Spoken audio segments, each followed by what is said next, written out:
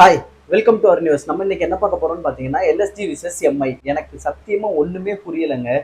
ஏன் மும்பை இப்படி பண்ணாங்க அப்படிங்கிறது என் மைண்டுக்குள்ள இன்னும் ஓடிட்டு இருக்கிற ஒரு கேள்வியா இருக்கு. இதுக்கு ஹர்திக் பாண்டியா என்ன பதில் சொன்னாரு அப்படின்னா, திலக் வர்மா பேட்ல இருந்து 2 பவுண்டரிகள் தான் மொத்தமே வந்துச்சு. அவர் 23 பந்துகள் ஃபேஸ் பண்ணி 25 ரன்கள் தான் எடுத்திருந்தாரு. இது எங்களுக்கு பத்தாது. இன்னும் பவுண்டரிகள் தேவை. அதனால தான் நாங்க அவரை வெளிய கூப்பிட்டோம் அப்படிங்கிற மாதிரி அவர் சொல்லியிருக்காரு. நீங்க எவ்வளவோ ஃபோர்ஸ்ஃபுல்லா போனா, நீங்க கேப்டனா இருந்து எவ்வளவோ மேட்சஸ் அதிகமா ரன்ஸ் கொடுத்துருக்கீங்க பவுலிங்ல. அப்ப ஏன் நீங்க பவுலிங்கை ஸ்டாப் பண்ணல? நீங்க ஏன் மேற்கொண்டு ஓவர்ஸ்லாம் போட்டீங்க? ஸோ அதெல்லாம் உங்களால அஃபோர்ட் பண்ண முடியுது. ஏன் இதை அஃபோர்ட் பண்ண முடியல? தோத்துவோன்னு தெரிஞ்சிருச்சு. சரி, நீங்க அட்லீஸ்ட் எதுவுமே பண்ண வேண்டாம். அவரை நான் ஸ்ட்ரைக்கர் எண்ட்லயாவது வச்சு ஒரு ஓவர் தானே ஒப்பேத்தி இருந்திருக்கலாமே. அதை ஏன் பண்ணல நீங்க? அப்ப நீங்க பிளான் பண்ணி அவருக்கு அது குத்தணுங்கிறதுக்காகத்தான் இதை நீங்க பண்ணியிருக்கீங்க அப்படிங்கிறது தான் இங்க வெட்ட வெளிச்சமா தெரியுது. இது தப்பா ரைட்டா அப்படின்னு எனக்கு தெரியல. உங்களுக்கு என்ன தோணுதுங்கிறத நீங்க கமெண்ட் பாக்ஸ்ல கீழே கமெண்ட் பண்ணுங்க. நான் பார்த்து தெரிஞ்சுக்கிறேன்.